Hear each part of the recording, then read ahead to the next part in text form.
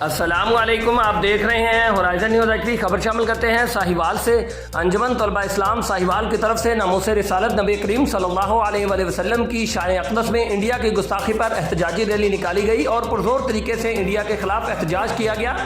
اس rally کا انعقاد بیرون ڈاری اڈا سے کیا گیا، جس میں انجمن طلباء اسلام ساہیوال کے ڈویژنل ناظم رائے قمر عباس، ضلع ناظم محمد عمران بھٹی، سٹی ناظم مارزین، یونٹ ناظم چک نمبر 109 محمد نثار علوی اور انجمن طلباء اسلام ساہیوال کے سیکرٹریز اور دیگر عاشقان رسول نے شرکت کی اور اپنا احتجاج ریکارڈ کروایا۔ رپورٹ محبوب چودھری، سرپرست اعلیٰ ہورائزن نیوز ایچ ڈی۔